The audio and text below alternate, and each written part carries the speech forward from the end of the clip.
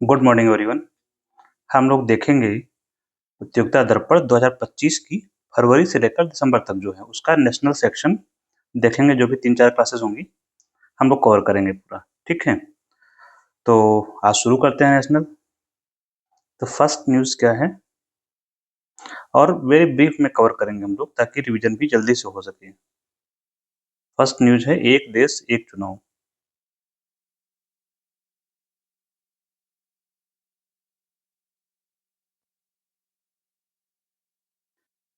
ये न्यूज़ में था 5 में। क्यों एक देश एक चुनाव, इसका मतलब क्या है? इसका मतलब है पूरे देश में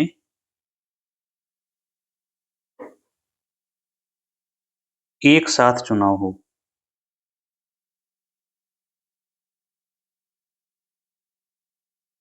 किस चीज का चुनाव? तो बहुत सारे होते हैं। किस चीज के एक साथ चुनाव हो? जो लोकसभा का होता है और विधानसभा का, ये सारे चुनाव एक साथ करवाए जाएं। इसके फायदा क्या है? फायदा ये बताया जाता है कि खर्च कम होगा, प्रशासनिक समय बचेगा, ये सारे फायदे हैं। इसके लिए एक कमेटी गठित की गई थी जो आपके लिए जरूरी है जानना। कमेटी का नाम था, इस समिति के जो अध्यक्ष थे एक देश एक चुनाव के लिए, वो थे रामनाथ कोविंद, जो कौन है? हमारे पूर्व राष्ट्रपति रह चुके हैं। रामनाथ कोविंद की अध्यक्षता में गठित हुई थी। ये हमारे पूर्व राष्ट्रपति हैं। तो इन्होंने सुझाव दिया कि एक देश में एक चुनाव करवाया जाना चाहिए। जब ये इस प्रस्ताव लाया जाएगा, संविधान संशोधन इसके लिए करना पड़ेगा। संविधान में अमेंडमेंट करना पड़ेगा और अमेंडमेंट के लिए 2/3 बहुमत चाहिए होगा सदन में कम से कम। नेक्स्ट है उल्फा पर प्रतिबंध।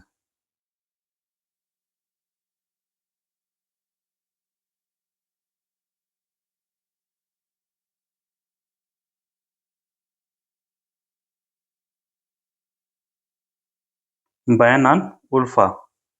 क्या है उल्फा? पहले तो हमें उल्फा पता हो तो बैन लगा देंगे उसके ऊपर। क्या क्यों लगाया गया? ULFA is ULFA, United Liberation Front of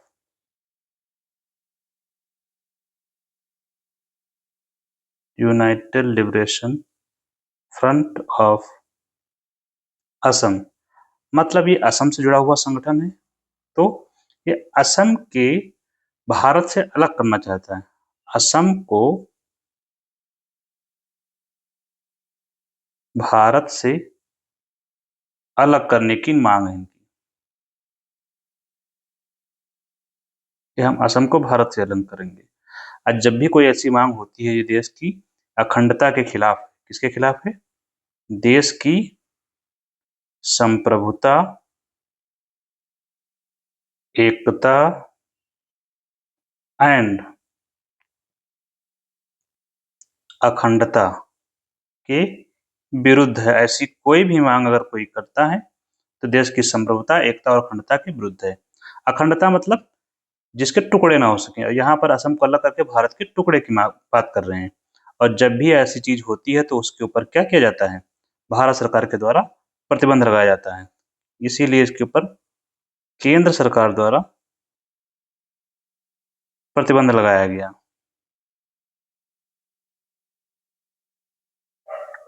कौन से कानून के तहत? कानून कौन सा है? एक ही कानून हमारे पास है, नाम है UAPA। इसके तहत प्रतिबंध लगाया गया है। UAPA क्या है? अनलॉफुल एक्टिविटी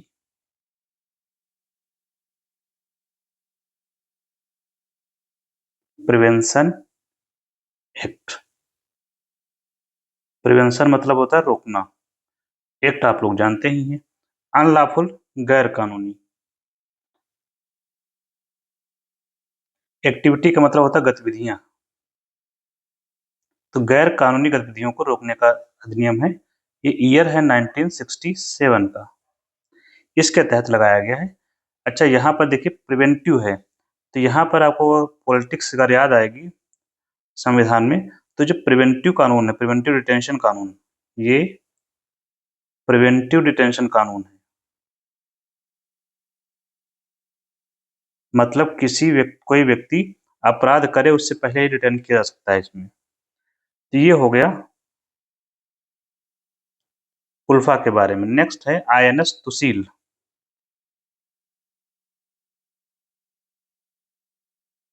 देखिए साल भर में बहुत सारे जहाज जो है कमीशन हुए हैं, उसमें से एक है आईएनएस तुसील। तो तुसील है तो नौसेना में शामिल किया जाएगा। आईएनएस का मतलब होता है इंडियन नेवल शिप। नौसेना में जहाज शामिल किया गया। इसका नाम है आईएनएस तुसील। निर्माण कहाँ हुआ है? रूस में इसको शामिल कर लिया गया। नेक्स्ट क्या है? नागास्त्र।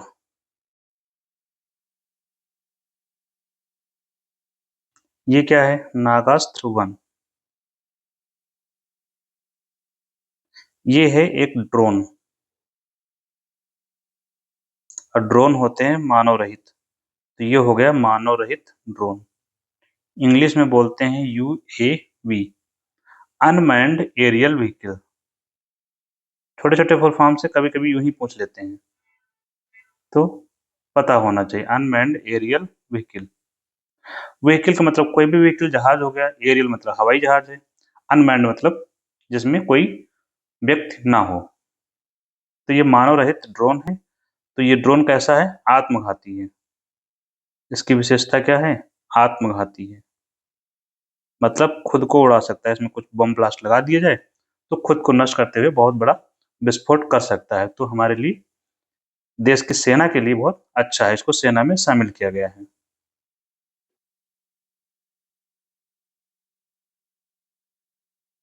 इस ड्रोन को तो हमारे लिए निगरानी में, घुसपैठियों से लड़ने में उसमें हेल्पफुल रहेगा। काम कैसे करेगा? काम करने के लिए क्या हो चाहिए इसमें? एक तो जीपीएस लगा हो जो बता सके कि हमला कहाँ करना है, प्लस कैमरा हो जो हमको, या जो ऑपरेट करेगा ड्रोन को, उससे लाइव फीडिंग मिल सके कि भाई कहाँ पर है, क्या है। तो ये हो गया नागास्त्र। एक खरगा ड्रोन था, उसको भी शामिल किया गया। नोट में लिख लेते हैं यहीं पे, खरगा ड्रोन भी शामिल किया गया है। नेक्स्ट है एक तोप है K9 वज्र टी।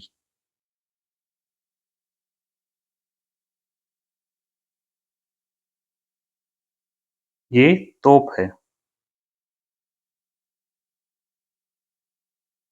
तोप है तो स्वाभाविक सी बात है किसके काम आएगी? सेना के काम आएगी, जो हमारी स्थल सेना होती है उसके, आर्मी के। तो इसके लिए ये लगभग 100 तोपें शामिल की जाएंगी।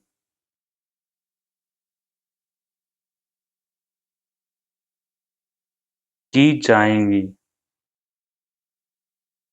तो इसको बनाएगा कौन? निर्माता कौन है? निर्माता एक ही कंपनी है, नाम है L&T बोलते हैं, हिंदी में लार्सन एंड टर्बो। निजी कंपनी है, ये बनाएगी। और इसका सबसे बेस्ट क्वालिटी क्या होगी इस तोप की? ये 0 डिग्री सेंटीग्रेड से कम ताप पर भी काम कर सकती है। कम ताप पर भी काम करने में सक्षम।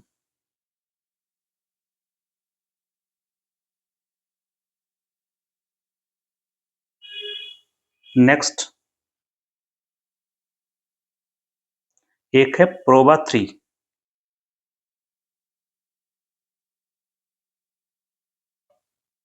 ये क्या है? प्रोबा 3 बेसिकली एक सोलर मिशन है। एक सोलर मिशन किसका है? जैसे हम लोगों ने भेजा था आदित्य L1, वैसे ही ये प्रोबा 3 है। और भेजा है किसने? ये यूरोपियन स्पेस एजेंसी का है। ESA बोलते हैं शॉर्ट में, European space agency. European union की कंबाइंड एजेंसी है यूरोपियन स्पेस एजेंसी, इसने लॉन्च किया है, ये इसका मिशन है। न्यूज में हमारे लिए क्यों जरूरी है, इसे लॉन्च कहाँ से किया गया है? इसे लॉन्च किया है इसरो ने। मतलब ये मिशन या सैटेलाइट जो है प्रोबा 3 है तो यूरोपियन स्पेस एजेंसी का, लेकिन वहां तक पहुंचाने के लिए, अंतरिक्ष में पहुंचाने के लिए किसका सहारा लिया है इन्होंने? इसरो का। मतलब हमारे इसरो ने भेजा है। तो जब हमने लॉन्च किया है तो लॉन्चिंग व्हीकल हमारा क्या था? हमने लॉन्च किया तो हमने पैसे भी लिए होंगे, ऐसा नहीं फ्री में लॉन्च किया है। इसी से हमारी इनकम होती है, हमारी मतलब देश की। इसलिए कहा जाता है कि भारत को अगर इसमें स्पेस सेक्टर में आगे बढ़ना है तो लॉन्चिंग वाला सेक्टर बहुत बेहतर है, जिससे हम अच्छी कमाई कर सकते हैं। क्यों? क्योंकि हम सस्ता लॉन्च करते हैं, सस्ती दर पे। तो लॉन्चिंग व्हीकल जो इस्तेमाल किया गया उसका नाम है PSLV C-59। एक चीज याद रखिएगा, जब भी कोई लॉन्चिंग होता है तो PSLV या GSLV से करते हैं, तो लास्ट का डिजिट याद रखेंगे, आप टिक करने में आसानी रहेगी। PSLV क्या होता है? Full form polar satellite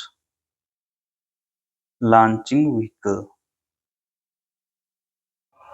launching vehicle, देखिए हमारे पास जो भारत के पास लॉन्चिंग व्हीकल है, पहले देख लेते कहाँ से लॉन्च किया गया। ठीक है,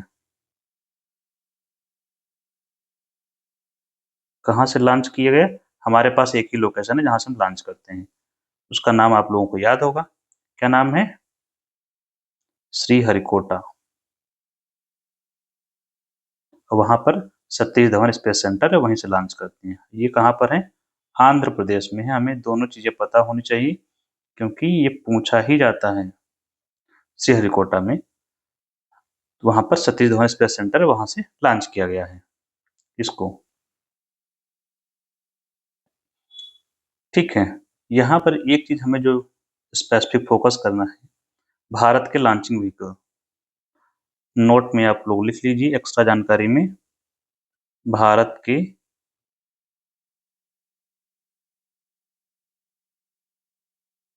लॉन्चिंग व्हीकल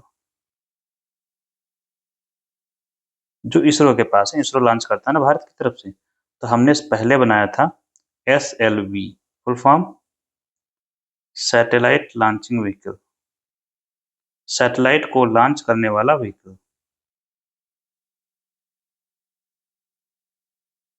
दूसरा बनाया था हमने, ए लगा दिया इसमें, तो ASLV बन गया, इसको बोलते हैं सेकंड जनरेशन का। फिर तीसरा हमने बनाया PSLV, polar, P for polar, A for advance, advance नहीं था, ऑगमेंटेड था, augmented satellite launching vehicle SLV, polar satellite launching vehicle. इसके बाद हमने बनाया GSLV, जियो सिंक्रोनस, आगे सैटेलाइट लॉन्चिंग व्हीकल। इसके बाद हमने जो बनाया है अभी SSLV, ये स्मॉल सैटेलाइट के लिए, छोटे उपग्रहों को लॉन्च करने के लिए, स्मॉल सैटेलाइट लॉन्चिंग व्हीकल। अब तो आपको फुल फॉर्म याद ही हो गए होंगे। एक और हम लोग बना रखे हैं जिस पर काम चल रहा है, RLV बोलते हैं, ये अभी विचाराधीन। इसको तो HL को आदे वो टेंडर दे दिया गया है, HL बनाएगा इसको, टेक्नोलॉजी इसको देगा इसरो। RLV क्या होगा? रीयूजेबल होगा, रीयूजेबल लॉन्चिंग व्हीकल। तो इस पर अभी काम चल रहा है, अभी सक्सेसफुल नहीं हुआ है। ये हमारे लॉन्चिंग व्हीकल हैं और सारे किसके अंडर में आते हैं? इसरो के। ISRO established in 1969, headquarter in Bangalore. ये हो गया इसरो के बारे में। अब हम लोग बढ़ते हैं आगे। नेक्स्ट है 7, Ratapani tiger reserve.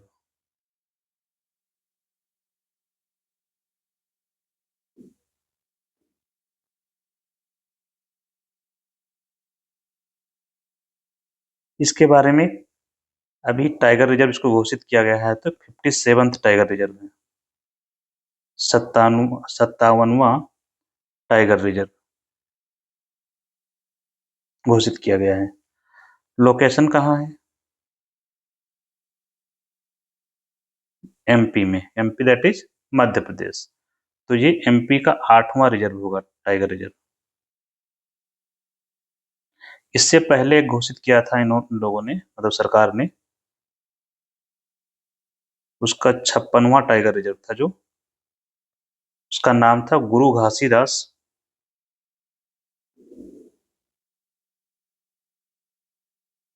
Tamor Pingala tiger reserve. ये कहाँ है? ये छत्तीसगढ़ में था। आपको यहाँ लोकेशन याद रखनी है, मैचिंग के लिए आता है, जो काम आएगा। नेक्स्ट क्या है? अच्छा, घोषणा करने के नाम पे जब आता है तो जो एनटीसीए होता है, टाइगर से जुड़े हुई दो चीजें हमें याद रखनी है। एक तो NTCA, national tiger conservation authority, national tiger conservation authority. ये काम क्या करती है? टाइगर को कंजर्वेशन का काम करती है। इसका अध्यक्ष कौन होता है? ये आप लोग पता करेंगे।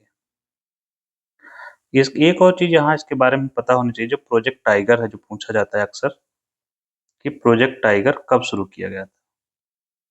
टी फॉर 3 कर लेंगे तो कम से कम 3 तक पहुंच जाएंगे, 73। नेक्स्ट है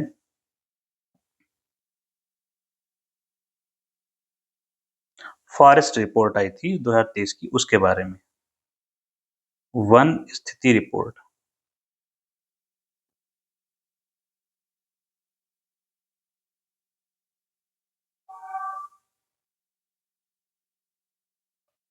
कौन सी है? 2023 की।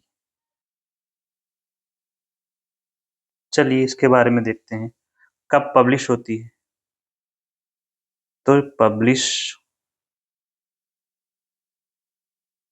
पब्लिकेशन हर 2 वर्ष पर होता है, प्रति 2 वर्ष पर। और कौन करता है? ये करता by forest survey of India, forest survey of India. अच्छा, ये रिपोर्ट जब तैयार होती है तो सैटेलाइट की भी मदद ली जाती है, सैटेलाइट की मदद से तैयार होती है,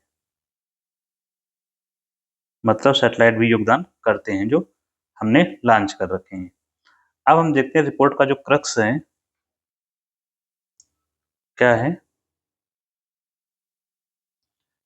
जब वन स्थिति के बारे में हम जानेंगे तो यहाँ पर 2 चीजों के आंकड़े हमें समझने होंगे, हर बार वही आती है। तो इसमें 2 चीजें होती हैं, एक होता है फॉरेस्ट कवर,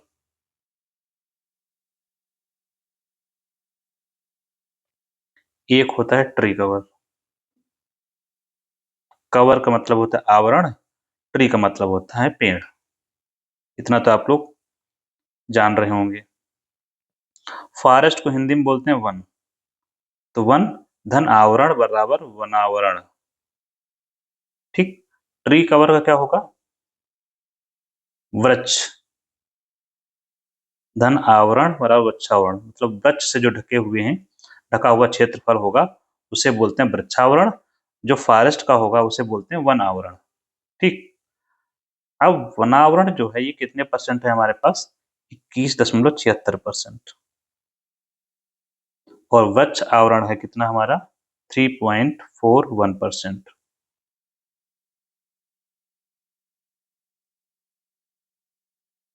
3.41%। और टोटल अगर हम देखें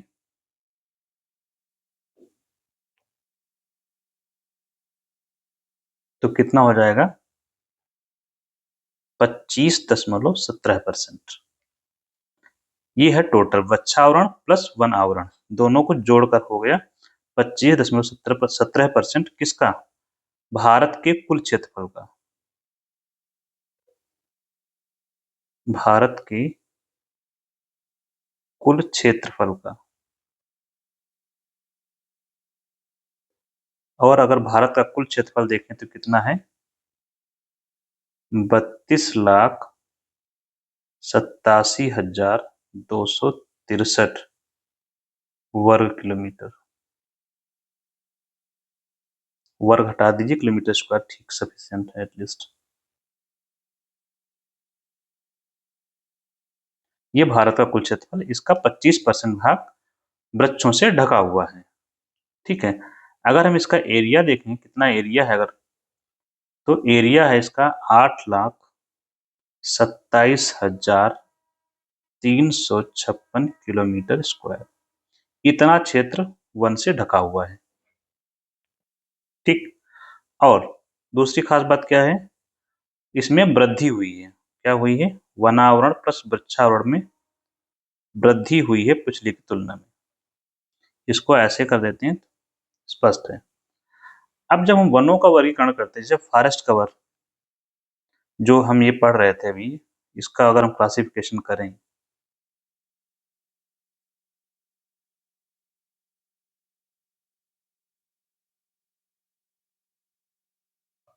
तो कैनोपी के आधार पर करते हैं। किसके आधार पर? कैनोपी डेंसिटी के आधार पर। आधार क्या है?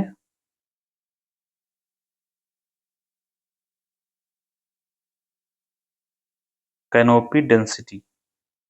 कैनोपी डेंसिटी क्या होता है? जो आप जंगल देखते होंगे तो जंगल में ऊपर जो पत्तियां होती हैं, जो छाया होती है, छाया नहीं पत्तियां होती हैं, मतलब जो शाखाएं होती हैं कितने नजदीक हैं, उसी को डेंसिटी बोलते हैं। तो ये कैनोपी डेंसिटी के आधार पर क्लासिफिकेशन करते हैं। पहला है अति सघन।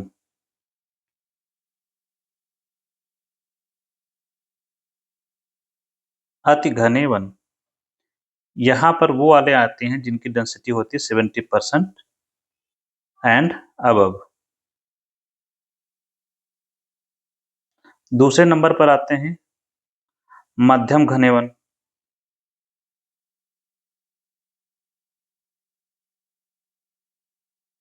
और इनका जो रेंज है 40 से 70% की अगर डेंसिटी है, ये हम जो लिख रहे हैं ये कैनोपी डेंसिटी है। ठीक है, और जो ओपन फॉरेस्ट होते हैं जिनको खुले वन बोलते हैं, ये हैं, इनका डेंसिटी होता है 10 से 40% के बीच। ये है इनका क्लासिफिकेशन जो वन आवरण होते हैं। अब कुछ डेटा हम लोग देखते हैं। वनावरण प्लस वृक्षावरण।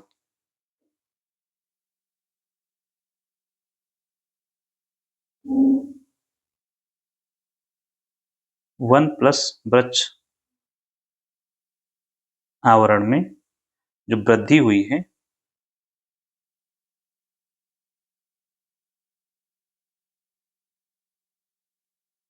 ये हम लोग लेते हैं जो वृद्धि हुई है सर्वाधिक, उसको देखते हैं पहले। तो सर्वाधिक वनावरण वाले राज्य कौन से हैं?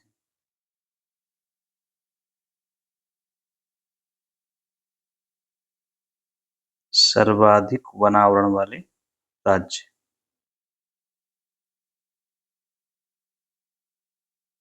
इसको भी दो आधार पर हम देख सकते हैं।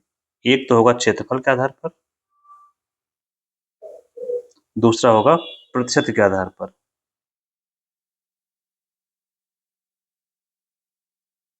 तो क्षेत्रफल के आधार पर जो होंगे उसमें पहला नंबर है एमपी का, दूसरा नंबर है अरुणाचल प्रदेश का,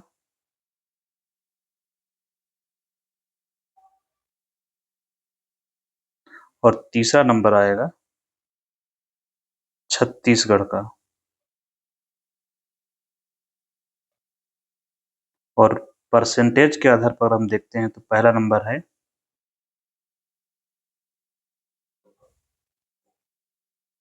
लक्षद्वीप, जहां पर 91% क्षेत्र जंगलों से ढका हुआ है। दूसरा है मिजोरम, और तीसरा है अंडमान निकोबार द्वीप समूह।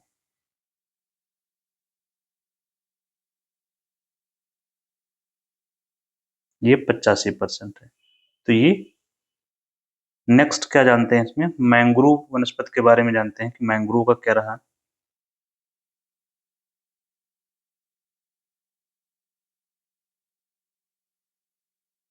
मैंग्रोव वनस्पति कौन सी होती है, जो दलदली क्षेत्रों में पाई जाती है,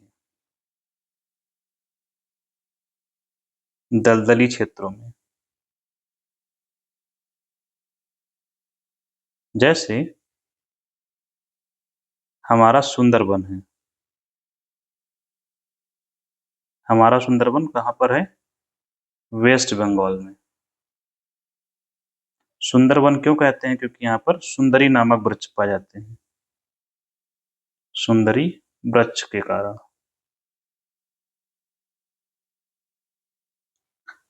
तो अभी रिपोर्ट में क्या आया है, मैंग्रोव क्षेत्रफल में कमी हुई है, मैंग्रोव के क्षेत्रफल में कमी। दूसरी बात क्या है, मैंग्रोव क्षेत्रफल के जो राज्य कितनी कमी हुई है अगर हम देखते हैं तो 4,999 से 4,991 हो गया, 8 किलोमीटर की कमी हुई है। फिलहाल इतना डेटा हमें नहीं याद रखना है, तो मैंग्रोव क्षेत्रफल के जो राज्य हैं वो हमें पता होना चाहिए।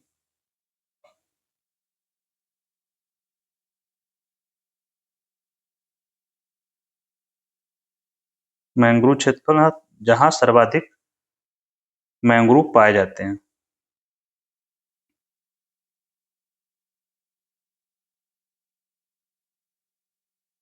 तो पहला नंबर है वेस्ट बंगाल, वहां पर सबसे ज्यादा है, सुंदरी वाला वृक्ष है।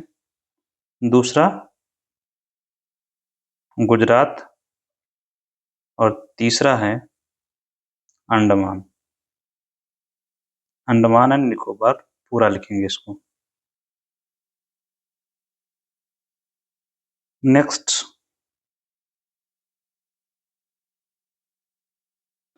मैंग्रोव में सबसे अधिक वृद्धि कहाँ हुई है, मैंग्रोव,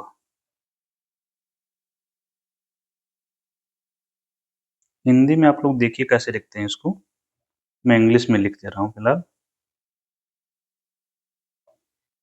में सर्वाधिक वृद्धि,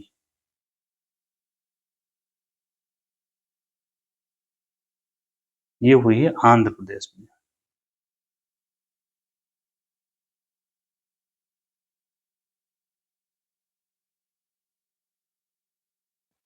नेक्स्ट क्या है, गणतंत्र दिवस,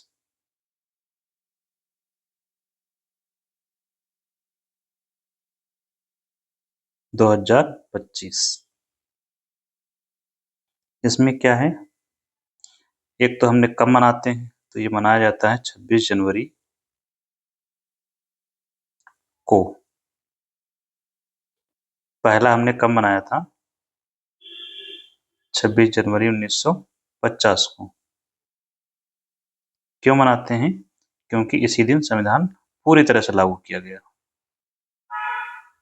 संविधान लागू पूर्ण रूप से। पूर्ण रूप से क्यों कह रहे हैं, इसलिए कह रहे हैं क्योंकि संविधान वास्तव में लागू कब से हुआ था, 26 नवंबर 1949 से, लेकिन ये सारे प्रावधान लागू नहीं हुए थे, आंशिक रूप से लागू हुआ था।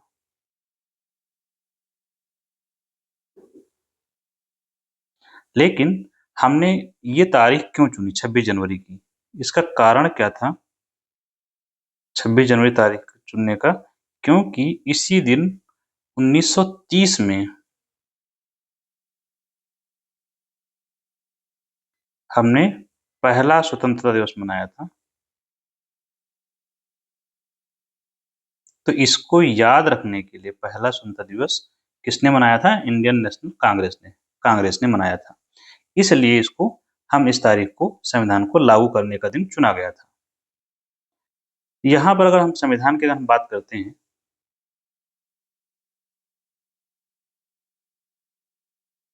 हमारी जो संविधान सभा थी,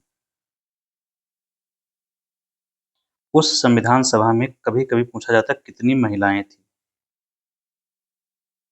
तो 15 महिलाएं थी संविधान सभा में, जिसमें से सरोजिनी नायडू भी एक थी। और जब हमारा जो संविधान पर हस्ताक्षर हुए, तो 15 लोग अब्सेंट थे, मतलब इनके साइन नहीं हो पाए। कुल मेंबर कितने थे? कुल सदस्य थे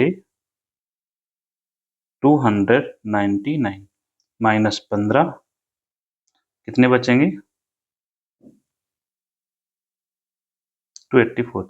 इतने लोगों ने साइन किया था, जो हमारी संविधान की मूल कॉपी है उस पर। अब अगर हम देखें तो संविधान बनने में समय कितना लगा? संविधान बनने में समय, आपको एक बात बताते चलते हैं हम। जनवरी से 2026 से हम लोग शुरू करेंगे civil service pre, starting from polity, ठीक है। कितना समय लगा था? 2 वर्ष 11 माह 18 दिन। तो ये हो गया गणतंत्र दिवस के बारे में जो हमने सेलिब्रेट किया वो। हमें सबसे ज़्यादा ज़रूरी चीज़ क्या है? 26 जनवरी 1950 को जो हमने मनाया गणतंत्र दिवस, ये 26 जनवरी 2025 को। तो इस दौरान हमारे हर वर्ष हम किसी न किसी अतिथि को आमंत्रित करते हैं। हम मतलब हमारा देश। तो इस बार मेहमान कौन था? हमारा गेस्ट कौन था? मेहमान को क्या बोलते हैं हम लोग? गेस्ट। तो गेस्ट थे इंडोनेशिया के राष्ट्रपति। ये पूछा भी जाता है कई एग्जाम्स में। इस बार गेस्ट थे इंडोनेशिया के राष्ट्रपति। नाम है सुबियंतो। क्या? सुबियंतो, प्रबोवो सुबियंतो।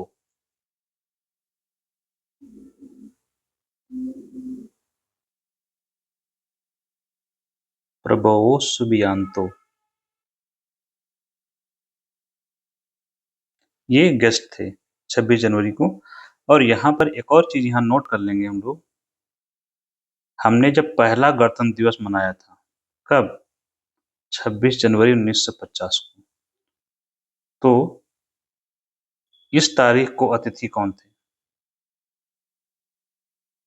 इस तारीख को भी अतिथि थे इंडोनेशिया के राष्ट्रपति।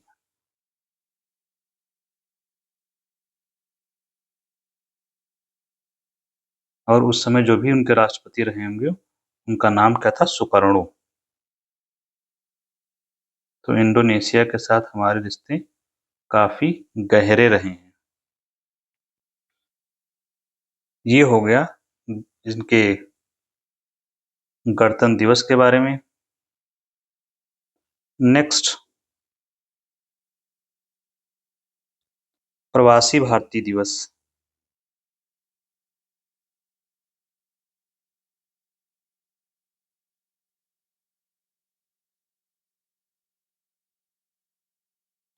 प्रवासी भारतीय दिवस का आयोजन किया जाता है 8 से 10 जनवरी के बीच में।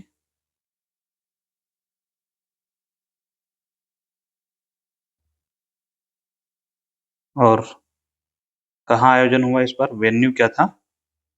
भुवनेश्वर। भुवनेश्वर क्या है? उड़ीसा की राजधानी है। नक्शा अगर आप बनाएंगे मैप, तो ये यहाँ से ये जो पोर्शन है ये है उड़ीसा का। इसका आयोजन प्रति 2 वर्ष पर होता है।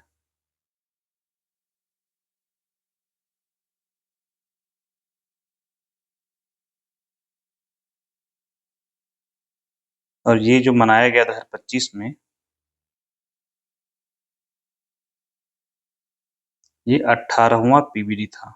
18वां पीबीडी मतलब पी फॉर प्रवासी, बी फॉर भारतीय, डी फॉर दिवस। इससे पहले जो मनाया गया था 17th, वो इंदौर में मनाया गया था। क्यों मनाए जाते हैं? ताकि प्रवासी भारतीयों को भारत से उनको जुड़ाव बना रहे। और हर प्रवासी दिवस जब मनाया जाता है तो उसमें कोई न कोई चीफ गेस्ट होता है, मुख्य अतिथि। बहुत से गेस्ट होते हैं लेकिन एक होता है चीफ गेस्ट। इस बार जो चीफ गेस्ट थे वो राष्ट्रपति थे त्रिनिदाद और टोबैगो के।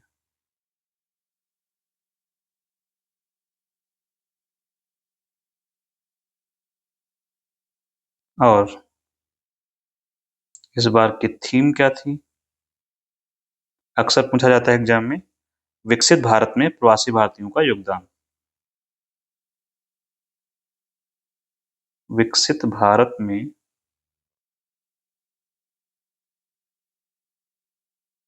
प्रवासी भारतीयों का योगदान।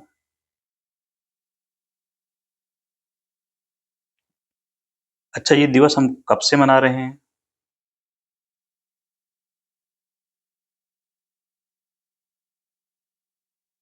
तो 2003 से। क्यों मनाते हैं? गांधी जी के बारे में आप लोग जानते होंगे। गांधी जी वापस आए थे 9 जनवरी को। 9 जनवरी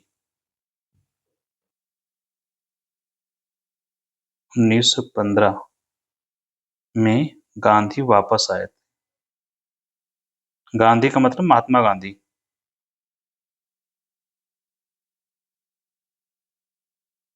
कहाँ से? साउथ अफ्रीका से। और साउथ अफ्रीका में क्या थे? एक प्रकार से प्रवासी भारतीय थे। इसी की स्मृति में 9 जनवरी को मनाते हैं।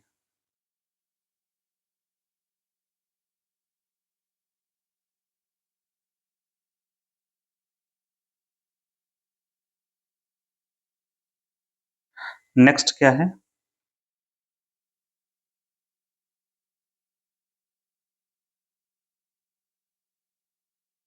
महाकुंभ।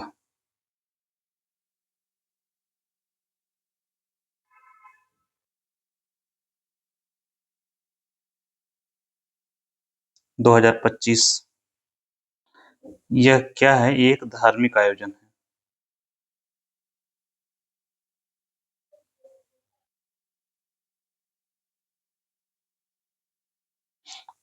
तो कहाँ आयोजित हुआ था ये?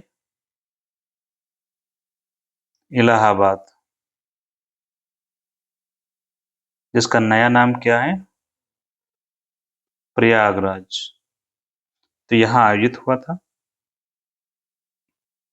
144 वर्षों बाद आया है,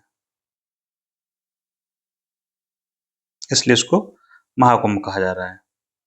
और जो कुंभ होता है प्रति 12 वर्ष के बाद आयोजित होता है।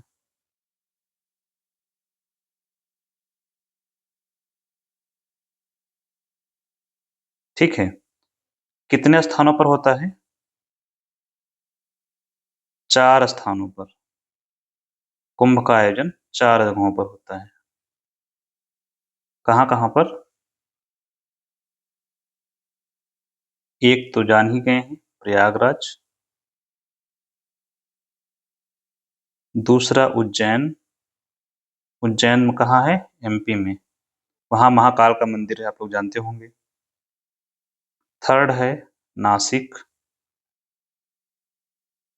और चौथी जगह है हरिद्वार। इन 4 जगहों पर आयोजन होता है, उत्तराखंड में है। तो हर जैसे प्रयागराज में अभी 2025 में मनाया गया, तो अब 4 वर्ष के बाद मनाया जाएगा यहाँ पर उज्जैन में। तो प्रति 12 वर्ष के बाद आयोजित होता है किसी एक स्थान पर। अदरवाइज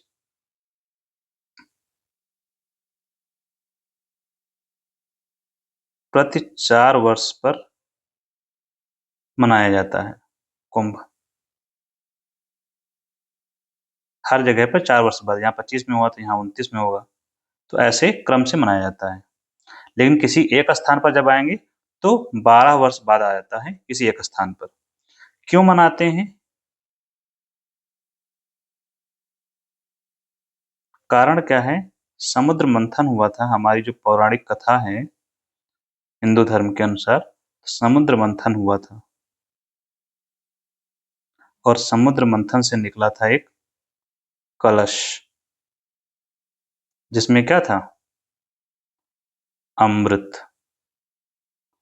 समुद्र मंथन में योगदान दो लोगों का, दो पार्टी थी, एक तरफ थी देवता और दूसरी तरफ थे राक्षस।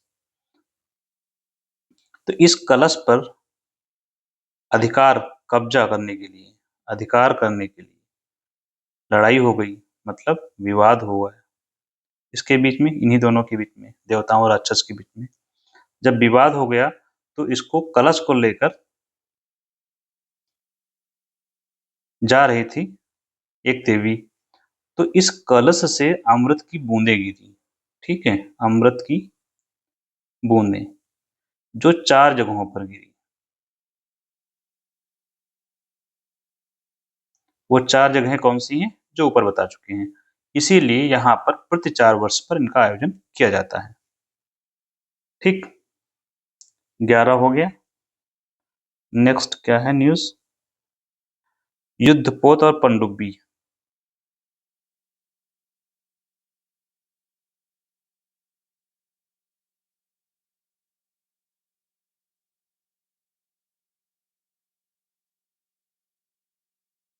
शामिल की गई हैं। यहाँ पर आपको एक चीज यहाँ याद रखनी होगी, हो सकता है आपको पता हो, पनडुब्बी और युद्धपोत का अंतर तो आपको पता होगा, मैं मान लेता हूँ, वही बताना है। देखो, पनडुब्बी जो होती है वो जल के भीतर चलती है,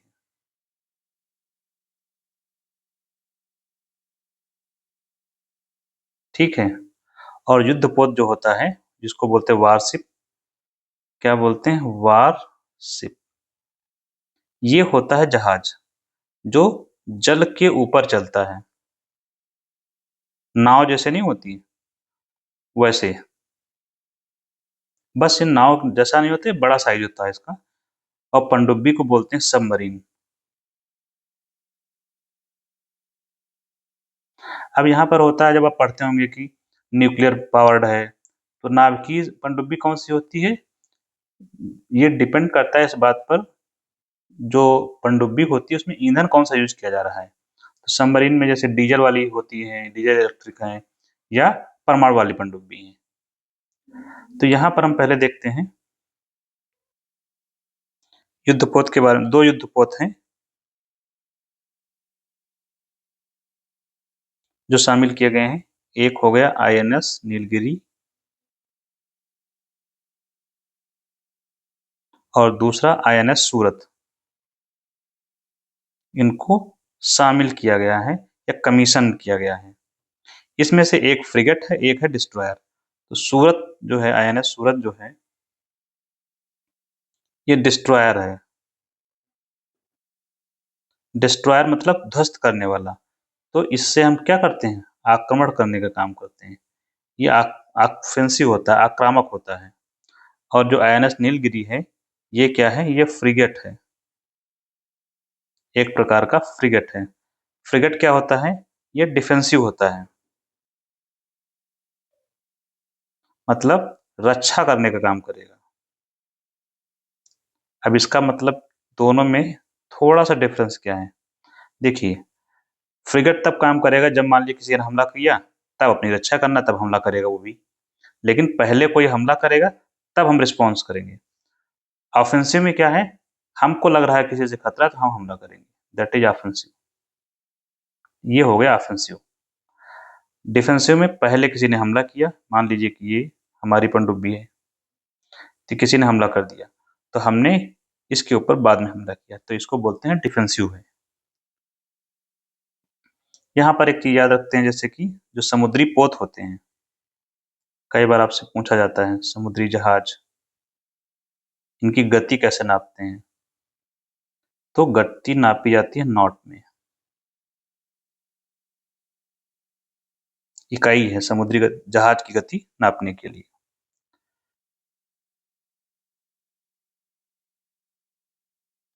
नेक्स्ट है स्पेडेक्स मिशन।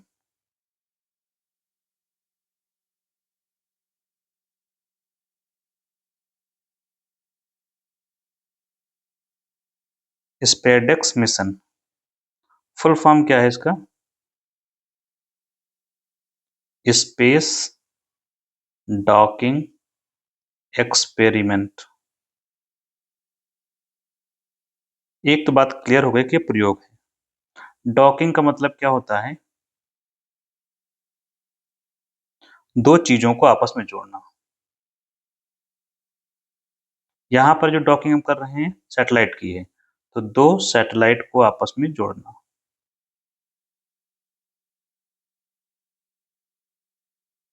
स्पेस लगा हुआ है तो ये कार्रवाई कहाँ होनी है? अंतरिक्ष में। तो पूरा एक्सपेरिमेंट क्या हो गया? दो सैटेलाइट को अंतरिक्ष में जोड़ने का प्रयोग,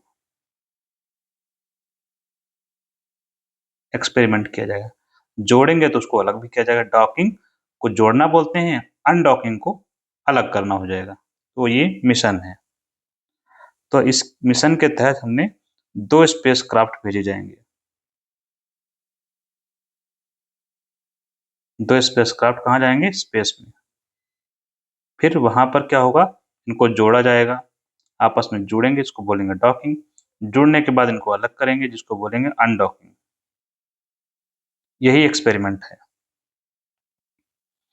दो जाएंगे तो एक स्पेसक्राफ्ट को बोलेंगे चेजर, दूसरे को बोलेंगे टारगेट। इसको इन्होंने नाम रखे हैं, एक चेजर, एक है टारगेट। सैटेलाइट के स्पेसक्राफ्ट के नाम है। खैर, नेक्स्ट पॉइंट क्या है? अब ये जो स्पेसक्राफ्ट हैं ये तो हमने बनाए हैं, मतलब इसरो ने बनाए हैं जो धरती पर हैं, तो इनको लॉन्च करना होगा। तो लॉन्चिंग व्हीकल क्या होगा? लॉन्चिंग व्हीकल का हिंदी होता है प्रक्षेपण यान। बताया नहीं आप लोगों को, किससे प्रक्षेपण किया जाता है जिससे, वो होता है लॉन्चिंग व्हीकल। यहाँ इनको किससे भेजा गया? आपको बताया था हमने, PSLV कॉमन रहेगा, लास्ट का याद रखना है, C60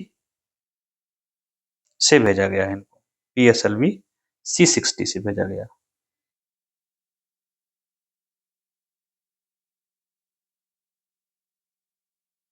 लॉन्चिंग व्हीकल ये याद रखना। PSLV का फुल फॉर्म आपको पता है, दोबारा से बताने की जरूरत नहीं है।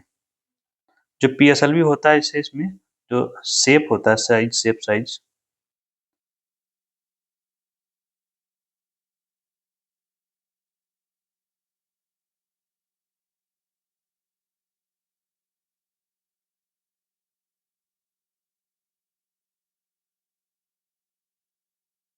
चार चरण का होता है।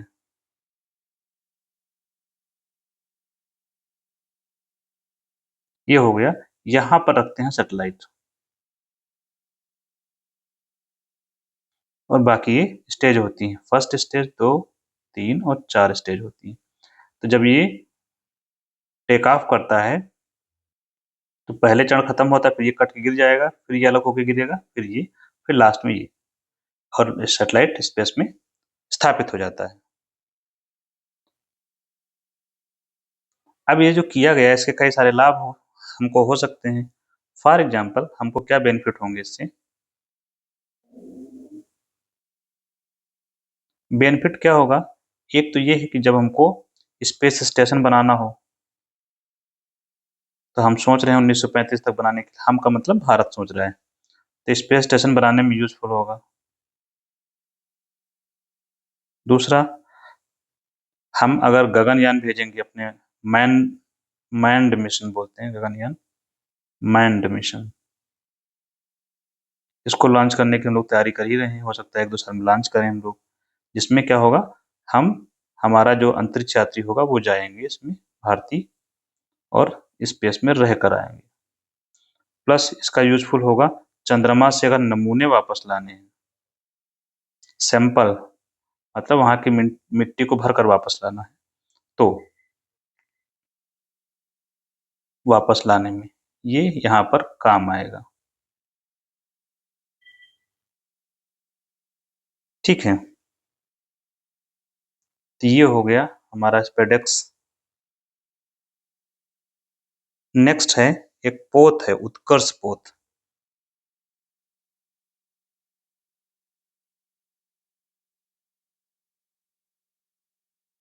शामिल किया गया नौसेना में। जहाज है तो नौसेना में ही शामिल होगा, लेकिन ये मल्टीपर्पज है। मल्टीपर्पज को क्या बोलते हैं? बहुउद्देशीय। नेक्स्ट,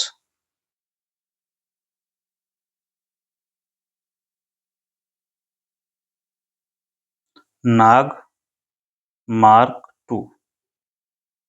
ये क्या है?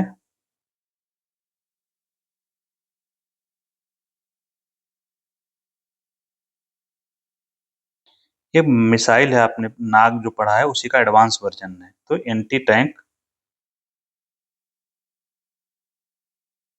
Guided missile.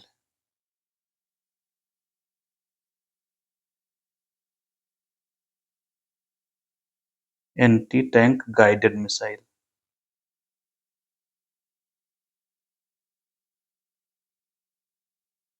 एंटी टैंक का मतलब जो सेना में जो टैंक होते हैं उनको ध्वस्त करने में काम आएगी। बेसिकली क्या है? मिसाइल है। और मिसाइल का डेवलपमेंट कौन करता है? भारत में डीआरडीओ के द्वारा किया जाता है। डीआरडीओ क्या है? Defence research and defence research and development organisation. ये रक्षा मंत्रालय के अंतर्गत काम करता है। उसके अंतर्गत काम करने वाला पब्लिक सेक्टर अंडरटेकिंग है।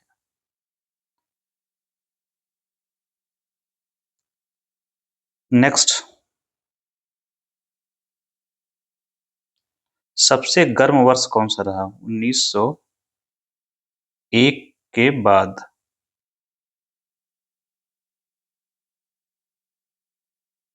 सबसे गर्म वर्ष, ये तो हमेशा लास्ट ईयर होता है। पिछले 2-4 सालों से तो यही चल रहा है। तो 2024 सबसे गर्म वर्ष रहा। नेक्स्ट क्या है? एक लॉन्चिंग पैड बनाया जो है, उद्घाटन किया गया है लॉन्चिंग पैड का।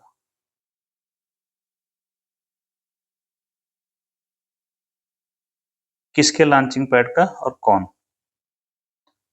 तीसरा लॉन्चिंग पैड।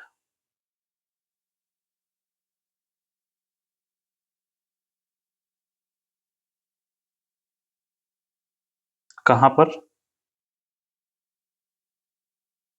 श्रीहरिकोटा में। और श्रीहरिकोटा कहाँ है? आंध्र प्रदेश में। लॉन्चिंग पैड का इस्तेमाल क्या करते हैं? वहीं पर हम जो हमारा प्रक्षेपण यान होता है जहां से लॉन्च किया जाता है, तो प्रक्षेपण यान की लॉन्चिंग के लिए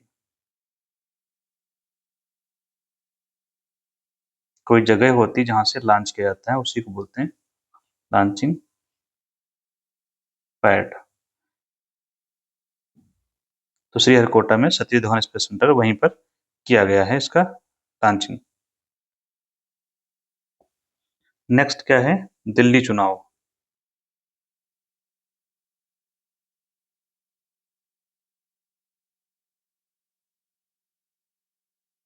दिल्ली में जो चुनाव हुए 2025 के, तो दिल्ली में चुनाव हुए, दिल्ली में क्या है? विधानसभा है। खास बात क्या है विधानसभा है तो? वहां पे एक तो सीटें 70 सीटें हैं, एक तो बात ये है। यहाँ पर आपको जो जरूरी बात एक ये है कि दिल्ली एक यूटी है। दिल्ली एक यूटी है, संघ शासित क्षेत्र है। और सिर्फ 3 यूटी हैं जिनके पास अपनी विधानसभा है।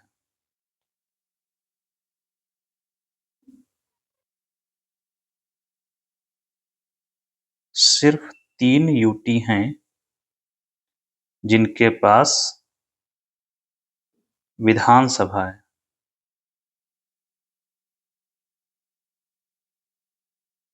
बाकी सब यूटी कैसे चलती हैं?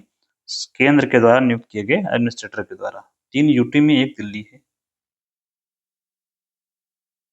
दूसरी पुदुचेरी है या पांडिचेरी, और तीसरा जम्मू एंड कश्मीर है। खैर, दिल्ली में 70 सीट्स हैं और वहां पर चुनाव हुए तो सीएम कौन बना? रेखा गुप्ता। सीटें हैं 70, जो हमारे लिए जरूरी है। ये वहां की चौथी महिला सीएम है।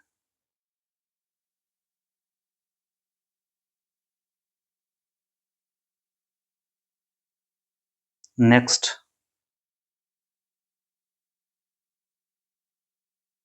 मणिपुर में राष्ट्रपति शासन।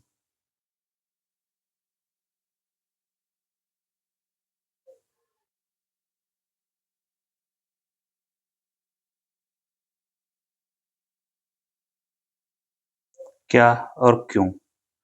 मणिपुर में राष्ट्रपति शासन के बारे में थोड़ी जानकारी लेते हैं। ये अनुच्छेद 356 के तहत के अंतर्गत या तहत पावर मिली है किसको? राष्ट्रपति को।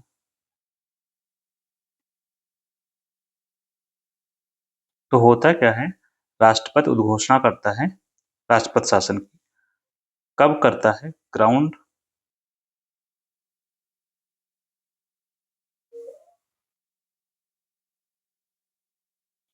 किस आधार पर करेगा राष्ट्रपति शासन की घोषणा? संवैधानिक तंत्र की विफलता के आधार पर। संवैधानिक तंत्र की विफलता। अगर राज्य में शासन संविधान के हिसाब से नहीं चल रहा है तो उसको बोलते हैं संवैधानिक तंत्र की विफलता। इस आधार पर राष्ट्रपति शासन की घोषणा की जाती है। चूंकि राष्ट्रपति घोषणा करता है इसलिए इसको बोलते हैं राष्ट्रपति शासन, और वहां पर उसके बाद शासन चलता है राष्ट्रपति का। ठीक। अनुच्छेद 356 ये भी तब करेगा जब राज्यपाल की रिपोर्ट मिलेगी। राज्यपाल की रिपोर्ट या अदरवाइज, अन्यथा कहीं से उसको मिल जाए रिपोर्ट तब भी कर देगा, तो ऐसी कोई दिक्कत नहीं है। अब हम जानते हैं मणिपुर में राष्ट्रपति शासन क्या है।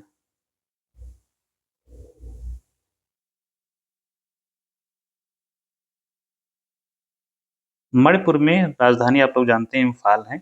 वहां पर कारण क्या है? वहां पर चल रही है नृजातीय हिंसा।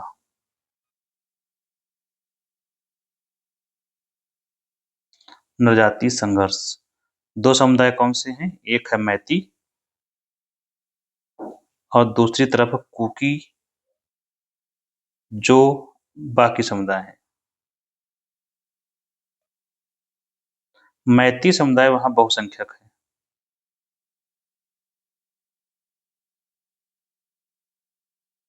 और ये घाटी में रहते हैं।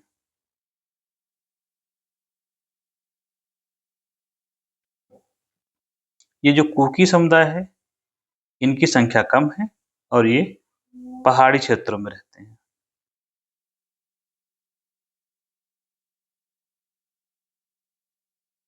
तनाव तब शुरू हुआ जब वहां के मणिपुर के जो हाईकोर्ट है उसने आरक्षण की बात जो मैती समुदाय था उसके लिए शुरू, तब जो है इसमें विरोध शुरू हो गया। इनको आरक्षण मिला हुआ क्योंकि कुकी वालों को,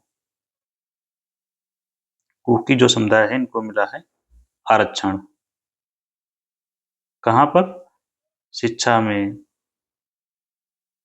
सरकारी नौकरी में।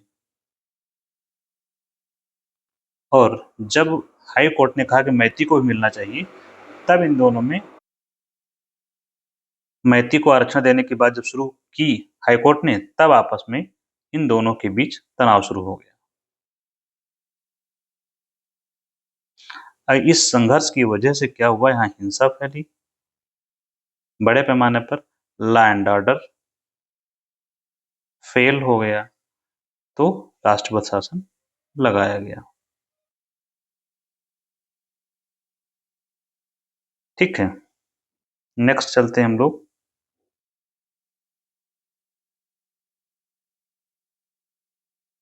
एक मिसाइल है VSHORADS,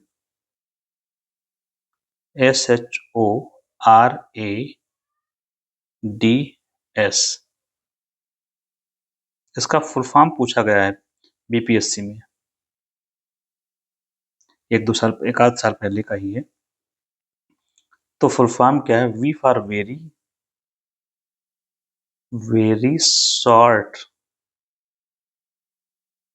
range air defence system. V for very, SHO short, R for range, A for air, D for defence और S फॉर सिस्टम।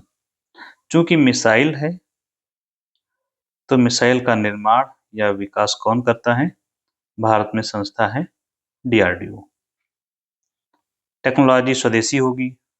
इसकी खास बात क्या है? इसे मैन पैड के द्वारा लॉन्च किया जा सकता है।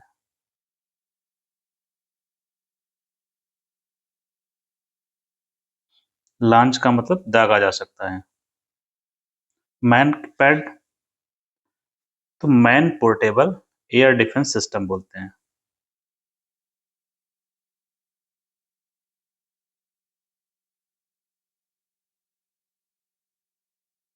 मतलब एक आदमी ले जा सके, man portable air defence system.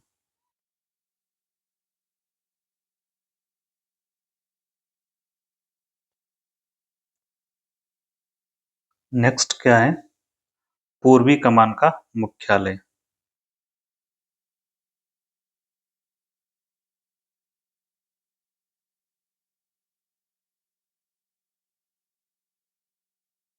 इसका क्या किया गया है? नाम बदला गया है कहाँ पर हेडक्वार्टर इसका? कोलकाता में। कोलकाता राजधानी कहाँ की है? वेस्ट बंगाल में। कोलकाता में लोकेशन है फोर्ट विलियम।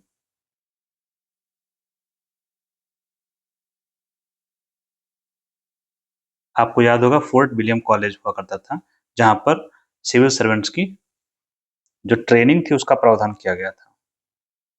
इसी का नाम बदल कर रखा गया है विजय दुर्ग। विजय दुर्ग नया नाम है। तो पूर्वी कमान का मुख्यालय क्या हो गया? विजय दुर्ग। इससे पहले भी कई जो आइलैंड्स हैं उनके नाम बदले गए हैं। जैसे एक रॉस आइलैंड था, हमारा जो रॉस द्वीप था उसका नाम रखा गया है सुभाष चंद्र बोस द्वीप।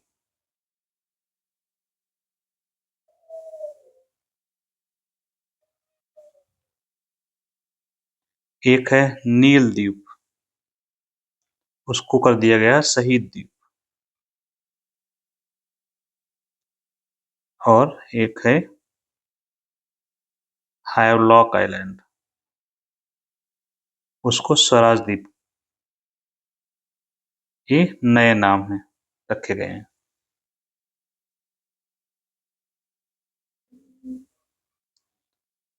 नेक्स्ट है समान नागरिक संहिता।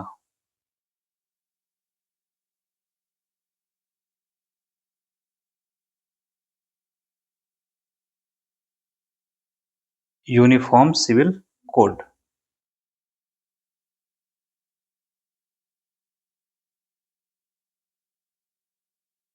यूनिफॉर्म सिविल कोड ये क्या है? इसका प्रावधान कहाँ पर है? इसका प्रावधान हमारे संविधान में कहाँ है?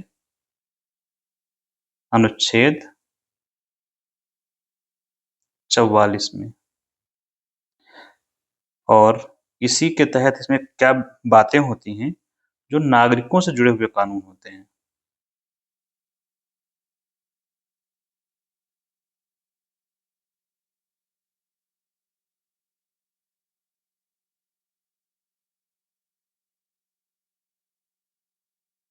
उनकी चर्चा की जाती है।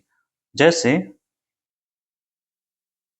पर्सनल लाइफ से, व्यक्तिगत लाइफ से, नागरिकों के पर्सनल लाइफ से, व्यक्तिगत,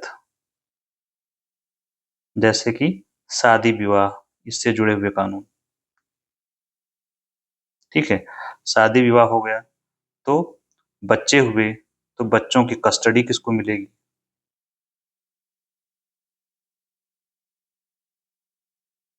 या फिर तलाक के बारे में कौन से नियम लागू होंगे? ठीक है, तलाक हुआ तो उत्तराधिकार में किसको संपत्ति मिलेगी? तलाक हुआ तो मेंटेनेंस कौन देगा? ये सब जो कानून आते हैं सब पर्सनल लॉज होते हैं, इनको बोलते हैं। तो ये जब कानून, इनसे जुड़े हुए ये जो कानून है, सभी लोगों के लिए एक समान हो, सभी लोगों के लिए समान कानून। सभी लोग क्यों कह रहे हैं बार बार?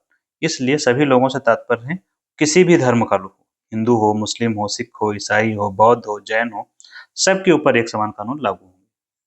यही है समान नागरिक संहिता। कोड का मतलब होता है कई सारी चीजों को मिलाकर लिखा गया कोड, कानून। तो ये अभी लागू कहाँ पर किया गया है? अभी लागू किया है उत्तराखंड ने। उत्तराखंड ने लागू किया है, तो ये पहला राज्य बन गया है स्वतंत्रता के बाद। लेकिन स्वतंत्रता के बाद यूसीसी, यूनिफॉर्म सिविल कोड, लागू करने वाला पहला राज्य।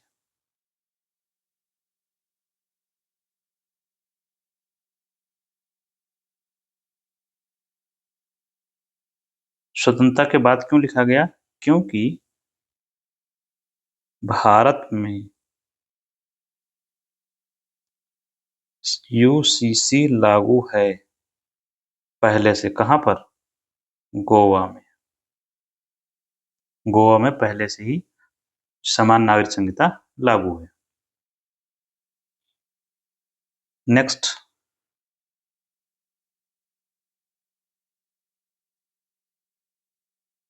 26, 23,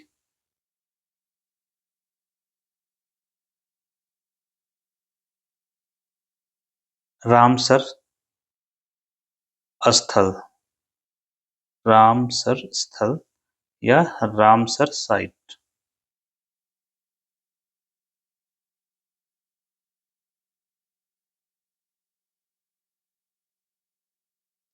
ये क्या होते हैं? 4 रामसर स्थल घोषित किए गए हैं।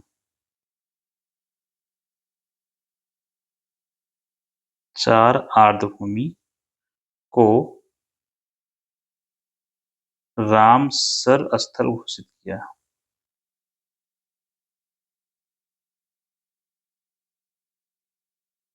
ठीक, रामसर स्थल क्या होते हैं? एक संधि हुई थी, रामसर संधि।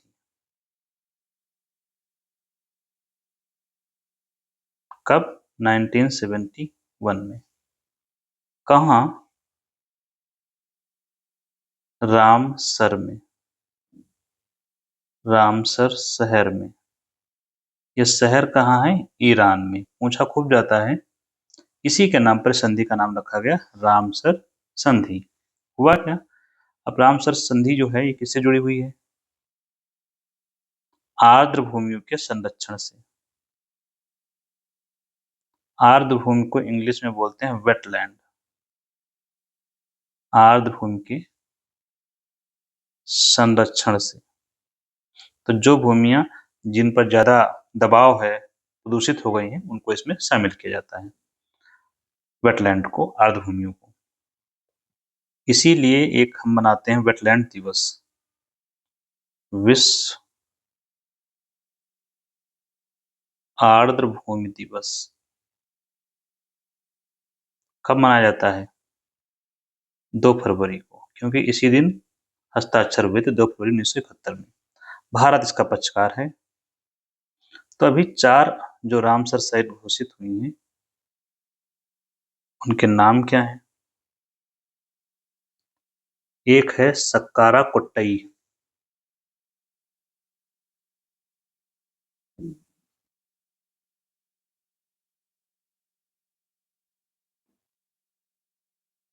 पक्षी अभयारण्य है।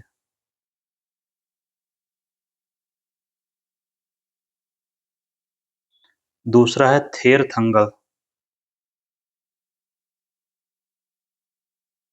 पक्षी अभयारण्य। तीसरा है खेचेओ।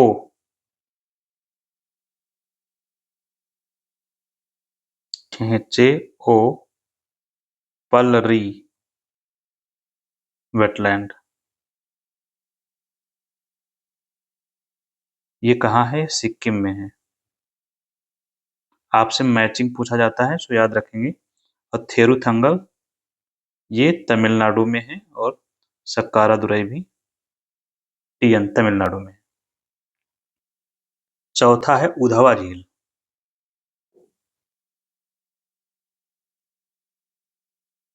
ये है झारखंड में। मैचिंग आता है सो याद रखेंगे। तो भारत में कुल कितने हो गए? अब कुल स्थल हो गए हैं 89।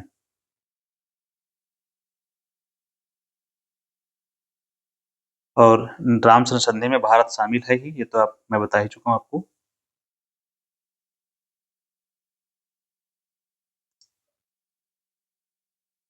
भारत शामिल है। कब से शामिल है? 1982 से, शुरुआत में नहीं था। तो ये हो गया जो अभी शामिल हुए रामसर स्थल वो। यहाँ मैं लिख देता हूँ यूपी में जो रामसर साइट है उनके नाम लिख देता हूँ, वही प्रमुख यूपी की रामसर साइट, जैसे बकीरा वन्यजीव अभयारण्य, सांडी,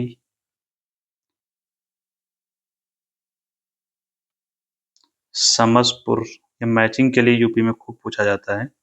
समसपुर कहाँ है? रायबरेली में।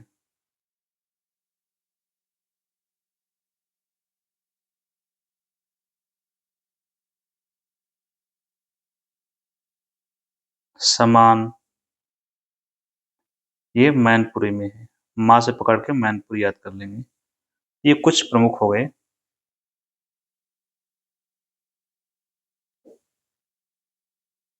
इसके अलावा कुछ इंपॉर्टेंट जैसे और भी हैं, जैसे कि आपके सो मोरिरी, इंग्लिश में लिख रहा हूँ, सो मोरिरी, टी अशोक बोलते हैं। ये आधा त सो, ये झील भी है इसलिए मैं इसको लिख रहा हूँ। कहाँ पर है? लद्दाख में। तो मैचिंग में कभी कभी पूछा जाता है। एक लोकटक झील है जो पूछा जाता है, ये मणिपुर में है। इसकी खास बात क्या है लोकटक झील की? खास बात यह है कि यहाँ पर तैरते हुए पार पाया जाता है, तैरता हुआ पार्क। और उसको बोलते हैं यहाँ पर फुमड़ी बोलते हैं। तैरता हुआ पार्क क्या, जो झील होती है, जैसे मान लीजिए झील है तो इतने इतने लैंड के टुकड़े होते हैं इस पर, और ये कभी मान लीजिए इधर यहीं पर है तो सुबह तक इधर शिफ्ट हो गई, शाम को पता लगता है इधर आ गई, तो तैरता रहता है। इसीलिए क्वेश्चन पूछा जाता है कि कौन सी ऐसी झील है जहां पर अगर पूरब में लेटो तो शाम को हो सकता है पश्चिम में मिलो। तो इसको बोलते हैं फुमड़ी। इस पर घर बने होते हैं, लोग रहते हैं। असम में एक दीपोर बिल है। दीपोर बिल ये भी है शामिल उसमें। इसके अलावा हीराकुंड, भितरकानिका, जैसे उड़ीसा में जो मैचिंग के लिए आपसे पूछे जाते हैं, चिल्का झील ये भी शामिल है उड़ीसा की। भितरकानिका ये भी शामिल है। सतकोसिया भी वहीं पर है, ये भी शामिल है। हीराकुंड बांध आप लोग जानते हैं, तो वो भी शामिल है, उससे निर्मित जो जलाशय है वो। तो ये हो गए कुछ महत्वपूर्ण स्थान। इसी के साथ हम लोग खत्म करते हैं, नेक्स्ट में मिलेंगे, आगे कंटिन्यू करेंगे। Thank you.